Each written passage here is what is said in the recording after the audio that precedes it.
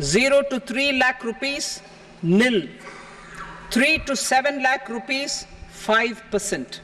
7 to 10 lakh rupees, 10%. 10 to 12 lakh rupees, 15%. 12 to 15 lakh rupees, 20%. And above 15 lakh rupees, 30%. As a result of these changes, a salaried employee in the new tax regime stands to save up to 17,500 rupees in income tax. केंद्र सरकार ने budget में income tax को लेकर बड़ी राहत दी है। New tax regime के तहत अब 3 लाख से 7 लाख रुपए की आय पर 5% के हिसाब से टैक्स देना होगा। पहले ये 6 लाख तक था। न्यू टैक्स रेजिम के दूसरे स्लैब में भी बदलाव किया गया है। इन दोनों बदलावों से टैक्स पेयर्स को 17,500 रुपए तक का फायदा होगा। हालांकि पुराने टैक्स रेजिम में कोई बदलाव नहीं किया गया, यानी जो न्यू टैक्स रेजिम को अपनाएगा सिर्फ उसे ही फायदा होगा।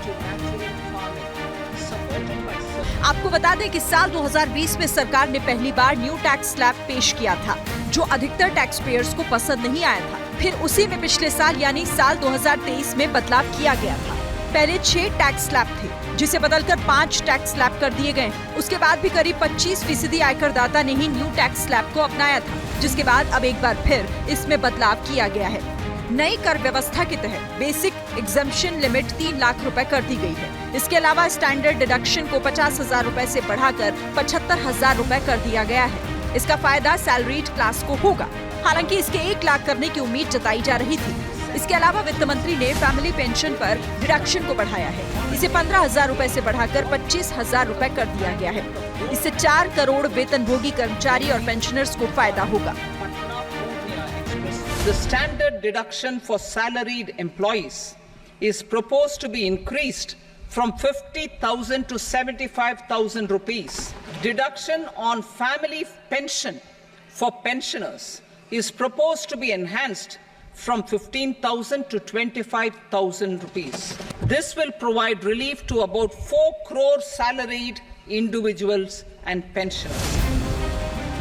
सरकार को लगता है कि नए टैक्स स्लैब से टैक्स का बोझ कम होगा, लेकिन विपक्ष इसे नजर का धोखा बता रहा है, जो आंकड़ों के हेरफेर से ज्यादा कुछ भी नहीं है।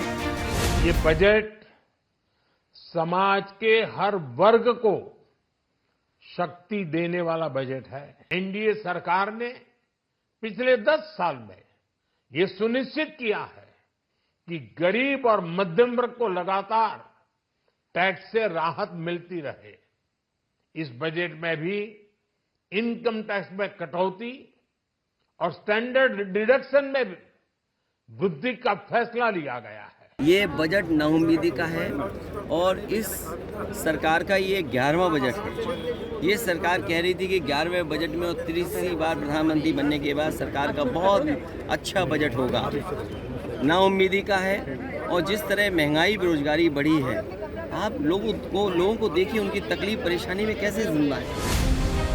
कुल मिलाकर लबोलुआब ये है कि टैक्स में राहत मिली है, लेकिन उतनी नहीं जितनी उम्मीद थी। यानी सरकार ने निराशा और आशा के बीच की एक लाइन नए टैक्स स्लैब के जरिए खींच दी है।